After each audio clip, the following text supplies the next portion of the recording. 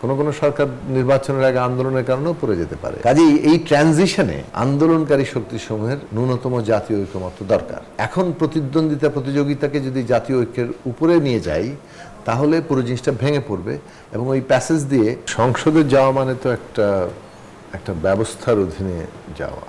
ওই ব্যবস্থাটা যাতে এই যে গণতান্ত্রিক ব্যবস্থায় যে ধরনের প্রতিদ্বন্দ্বিতা সেখান থেকে কোনো সময় সংঘাতের রূপ নেওয়া, ওটা ওই ব্যবস্থার মধ্যেই মীমাংসা হওয়া সম্ভব। সেরকম একটা ব্যবস্থা গড়ে তোলাইটাই তো আমাদের সংগ্রাম কিংবা লক্ষ্য হিসেবে আমরা ঠিক করেছিলাম যে এমন একটা ব্যবস্থা যেখানে প্রতিদ্বন্দ্বিতা থাকবে, কখনো সেটা হয়তো মাত্রা ছাড়িয়ে যেতে পারে, কিন্তু ওই ব্যবস্থার মধ্যেই তার একটা মীমাংসার জায়গাও আছে। সেইটা যেমন এই যে কারণে নির্বাচনের গুরুত্ব আছে, যে কারণে ক্ষমতার ভারসাম্য এবং জবাবদিহির প্রশ্ন আছে। কারণ নির্বাচনও হতে পারে না ক্ষমতার ভারসাম্য এবং জবাবদিহি না থাকলে, কোনো প্রতিষ্ঠানই দাঁড়ায় না ক্ষমতার ভারসাম্য এবং জবাবদিহি না থাকলে। ফলে এগুলো পরস্পর সম্পর্কিত এবং এই যে একটা ব্যবস্থার মধ্যেই তো এটা চলবে। কিন্তু আপনি এখন যেটা আছেন সেটা হচ্ছে আমরা ওই ব্যবস্থাটা নির্মাণের প্রক্রিয়ায় আছে, এখনো নির্মাণ করে ফেলতে পারিনি। আমরা কতগুলো জুলাই জাতীয় সনদের একটা তৈরি করেছি যেখানে কতগুলো সংস্কারের প্রশ্নে আমরা ঐকমত্য হয়েছি, অনেকগুলো বিষয়ে ভিন্ন মত আছে।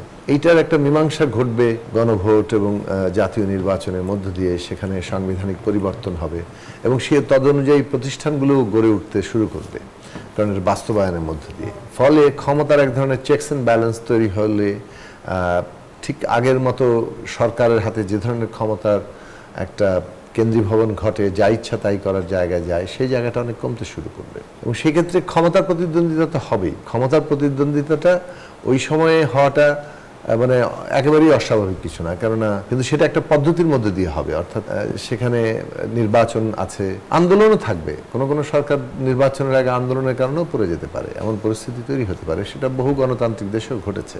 সরকার পদত্যাগ করেছে, আগাম নির্বাচন দিয়ে দিয়েছে। কিন্তু একটা সরকার নিজে অন্যায়ভাবে ক্ষমতায় থাকবে, সেটা থাকার জন্য পুরো রাষ্ট্রশক্তিকে নিজের পকেটে ঢুকিয়ে মানুষকে গুলি করে মেরে তারপরে ক্ষমতায় থেকে যেতে পারছে কিংবা থাকতে চাইবে, এই রকম একটা অবস্থা তৈরি হবে না। কেননা ওই রকম অবস্থায় রাষ্ট্রশক্তিকে নেয়ার সক্ষমতাটাই আমরা মানে হারিয়ে ফেলবে। সেটাই আমাদের সংস্কারের লক্ষ্য।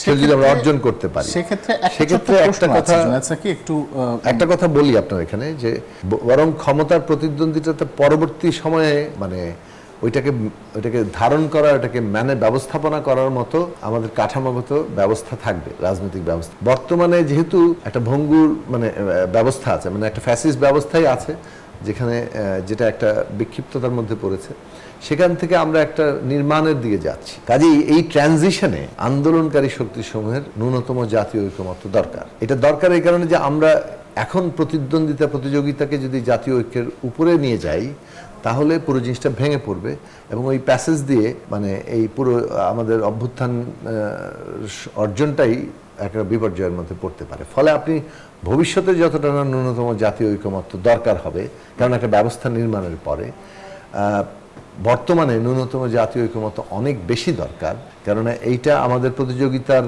ওই সংঘাতে যাওয়ার মতো অবস্থাটাকে অ্যাফোর্ড করতে পারবে না।